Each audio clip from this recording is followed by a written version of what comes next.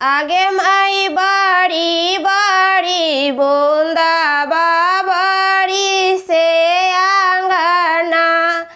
आगे माई बड़ी बड़ी बूंदा बाबरी से आंगना।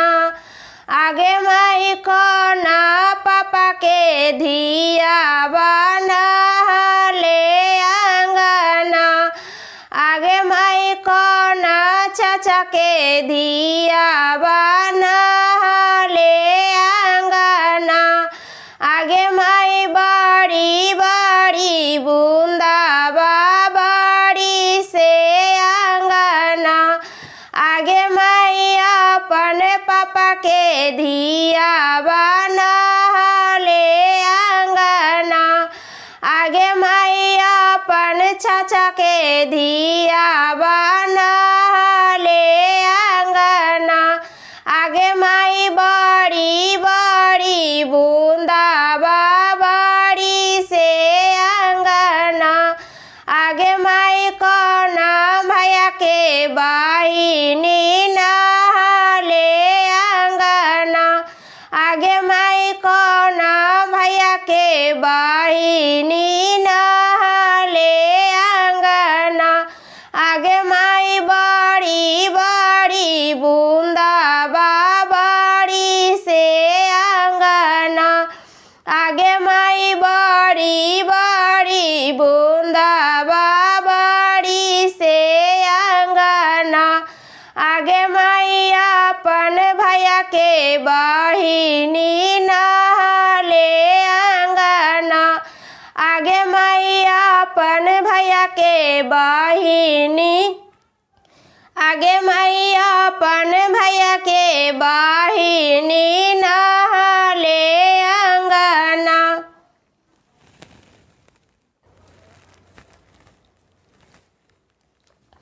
रुनु झुनु बाजन बाजे अंगना।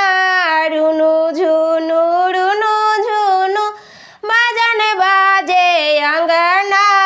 बाजन के आवाज सुन के दादा एलन अंगना। बाजन के आवाज सुन के पापा एलन अंगना।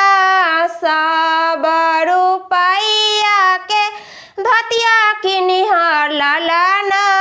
सब रुपैया के धोतिया किनिहा लालाना।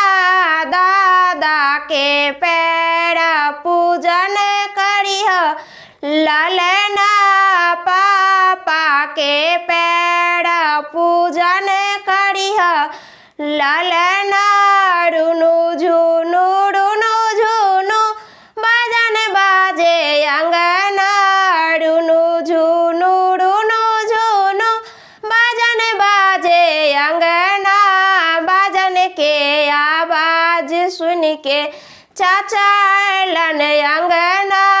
बाजन के आवाज सुन के भैया एलन अंगना। सब रुपैया के धोतिया किनिहा लालना। सब रुपैया के धोतिया किनिहा लालना। चाचा के पैर पूजन करिह लालना। भैया के पैर पूजन करिह लालना। रुनु झुनु बाजन बाजे अंगना। रुनु झुनु बाजन बाजे अंगना।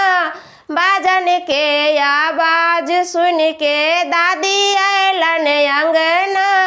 बाजन के आवाज सुन के मम्मी एलन अंगना। हौले हौले दाम के सरिया किनिह लालना। हौले हौले दाम के सरिया किनिह लालना। दादी के पैर पूजन करिह लालना। मम्मी के पैर पूजन करिह लालना। रुनु झुनु बाजन बाजे अंगना।